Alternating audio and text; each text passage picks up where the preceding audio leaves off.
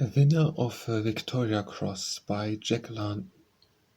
From out of a populous city men groan, and the soul of a wounded crieth out. Job. I have found that it is not easy to get into the council ward of a workhouse. I have made 2 attempts now, and I shall shortly make a third.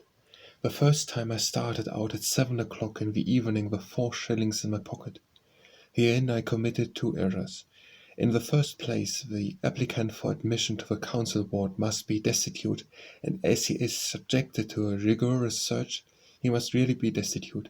And 4 pence, much less 4 shillings, is sufficient affluence to disqualify him. In the second place, I made the mistake of tardiness.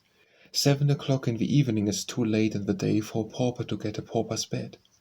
For the benefit of gently nurtured and innocent folk, let me explain what a council ward is. It is a building where the homeless, bedless, penniless man, if he be lucky, may casually rest his very bones, and then work like a navy next day to pay for it. My second attempt to break into the council ward began more auspiciously. I started in the middle of the afternoon, accompanied by the burning young socialist and another friend, and all I had in my pocket was 3 pence. They piloted me to the Whitechapel workhouse, at which I peered from around a friendly corner. It was a few minutes past 5 in the afternoon, but already a long and melancholy line was formed, which strung out around the corner of a building and out of sight. It was a most woeful picture, man and woman waiting in the cold grey end of the day for a pauper's shelter from the night, and I confess it almost unnerved me. Like the boy before the dentist's door, I suddenly discovered a multitude of reasons for being elsewhere. Some hints of a struggle going on within must have shown in my face, for one of my companions said, "Don't funk, you can do it." Of course I could do it, but I became aware that even 3 pence in my pocket was too lordly a treasure for such a throng, and, in order that all the invidious distinctions might be removed, I emptied out the coppers. Then I bade good-bye to my friends, and with my heart going pit-a-pat, slouched down the street and took my place at the end of the line. Woeful it looked, this line of poor folk tottering on the steep pitch to death. How woeful it was I did not dream. Next to me stood a short, stout man, hale and hearty, though aged, strong-featured, with the tough and leathery skin produced by long years of sun-beat and weather-beat. His was the unmistakable sea-face and eyes, and at once there came to me a bit of Kipling's galley slave. By the brand upon my shoulder, by the gall of clinching steel, by the welt that wipes have left me, by the scars that never heal, by eyes grown old with staring through the sun-wash on the brine, I am patent full for service. How correct was my surmise, and how peculiarly appropriate the verse was, you shall learn. "I won't stand it much longer, I won't," he was complaining to the man on the other side of him.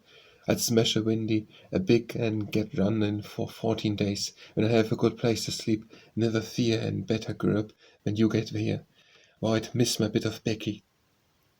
This is an afterthought and said regretfully and resignedly. "I've been out 2 nights now," he went on, "wet to the skin night before last, and I can't stand it much longer. I'm getting old, and some morning they'll pick me up dead." He whirled with fierce passion on me. "Don't you ever let yourself grow old, lad. Die when you're young, or you'll come to this. I'm telling you sure. 87 years am I, and servant my country like a man. 3 good conduct stripes and the Victoria Cross, and this is what I get for it. I wish I was dead, I wish I was dead. Can't come any too quick for me, I tell you."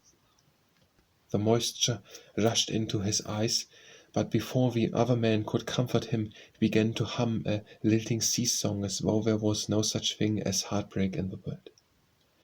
Given encouragement, this is the story he told while waiting in line at the workhouse after 2 nights of exposure in the streets.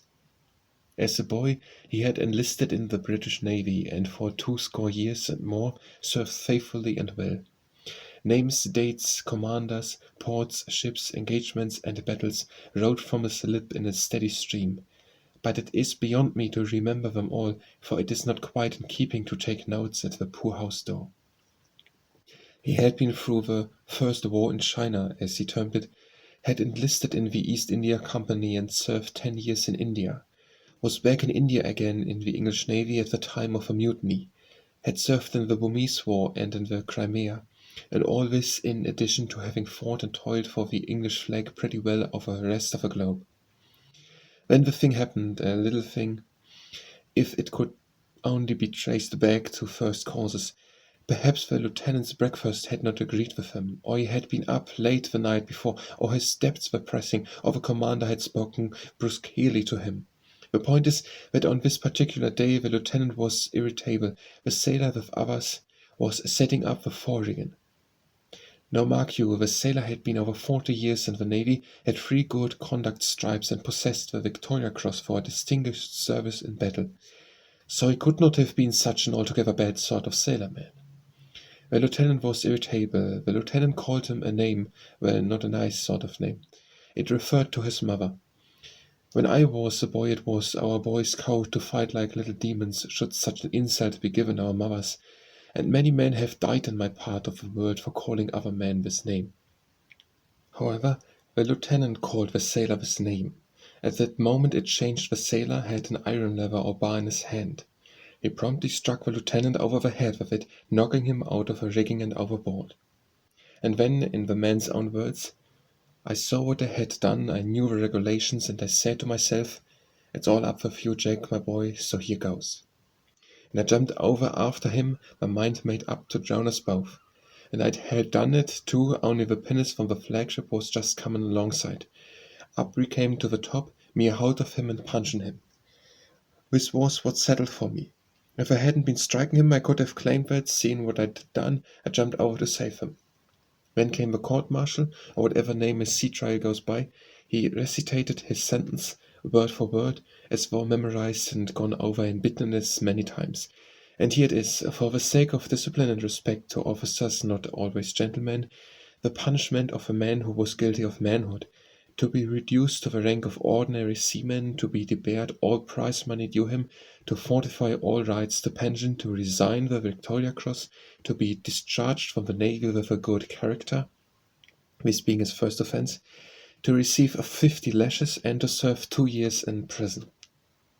I wish I had drowned that day. I wish to God I had, he concluded as the line moved up and we passed around the corner. At last the door came in sight, through which the paupers were being admitted in bunches, and here I learned a surprising thing. This being Wednesday, none of us would be released till Friday morning. Furthermore, and oh you, tobacco users, take heed, we would not be permitted to take in any tobacco. This we would have to surrender as we entered. Sometimes, I was told, it was returned on leaves, and sometimes it was destroyed. The old man-of-war's man gave me a lesson. Opening his pouch, he emptied the tobacco, a pitiful quantity, into a piece of paper. This, snugly and flatly wrapped, went down his sock inside his shoe. Down went my piece of tobacco inside my sock. For 40 hours without tobacco is a hardship all tobacco users will understand. Again and again the line moved up, and we were slowly but surely approaching the wicket. At the moment we happened to be standing on an iron grating, and a man appearing underneath, the old sailor called down to him, "How many more do we want?" 24 came the answer. We looked ahead anxiously and counted. 34 were ahead of us. Disappointment and consternation dawned upon the faces about us. It is not a nice thing, hungry and penniless, to face a sleepless night in the streets, but we hoped against hope till, when 10 stood outside the wicket, the porter turned us away. "Full up," was what he said as he banged the door. Like a flash, for all his 87 years, the old sailor was speeding away on the desperate chance of finding shelter elsewhere. I stood and debated with 2 other men, wise in the knowledge of casual wards, as to where we should go. We decided on the Poplar Workhouse, 3 miles away, and we started off. As we rounded the corner, one of them said, "I could have got in there today. I came by at 1 o'clock, and the line was beginning to form then. Pets, that's what we are. We let them in, the same ones, night upon night."